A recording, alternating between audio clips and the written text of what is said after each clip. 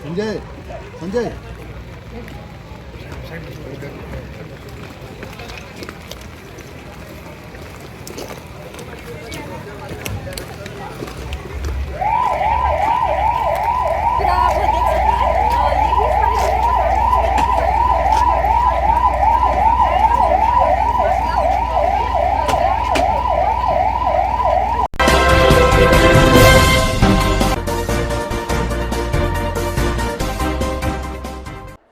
जिल्ह्यातील तारापूर येथे अणुऊर्जा प्रकल्प असल्याने राष्ट्रीय सुरक्षेच्या दृष्टिकोनातून हे ठिकाण अति संवेदनशील आहे।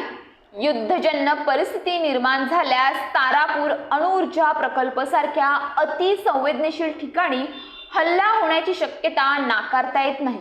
युद्धजन्य परिस्थिती निर्माण झाल्यास आपत्कालीन सज्जतेसाठी कोणती खबरदारी घ्यावी यासाठी केंद्रीय गृह विभागाच्या मार्गदर्शन सूचनानुसार बोईसर तारापूर परिसरातील विजयनगर कॉलनी मैदानात ऑपरेशन अभ्यास मॉक ड्रिल पार पडले। हवाई हल्ला झाल्यास नागरिकांनी कशा प्रकारे आपत्कालीन परिस्थितीला सामोरे जावे, कोणत्या उपाययोजना करण्यात याव्यात, नागरिकांनी देखील स्वतःचे संरक्षण करून इतरांना मदत करावी यासाठी मॉक ड्रिल म्हणजेच रंगीत तालीम करत याबाबतचे प्रशिक्षण देण्यात आले। मॉक ड्रिल दरम्यान हवाई हल्ल्याची शासनाकडून सूचना मिळाल्यानंतर बोईसर शहरातील टॅक्स कॉलनी गेट परिसरात असलेले सायरन वाजवून नागरिक संरक्षण दलामार्फत नागरिकांना धोक्याचा इशारा देण्यात आला।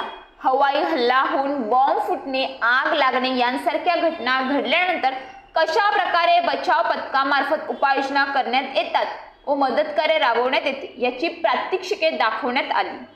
त्याचप्रमाणे आपत्कालीन शोध आणि बचाव साहित्यांचा वापर, वैद्यकीय पथकाची मदत, आपत्कालीन परिस्थिती नागरिकांनी या प्रकारे आपले संरक्षण करावे, सुरक्षित स्थळी आश्रय घ्यावा, नागरिकांनी कोणती काळजी घ्यावी, कशा प्रकारे इतरांचे आणि स्वतःचे रक्षण करावे, जखमी झालेल्यांना कशा प्रकारे मदत करावी, युद्धजन्य परिस्थितीला नागरिकांनी कशा प्रकारे सामोरे जावे याबाबतचे प्रात्यक्षिके दाखवण्यात आले आहेत।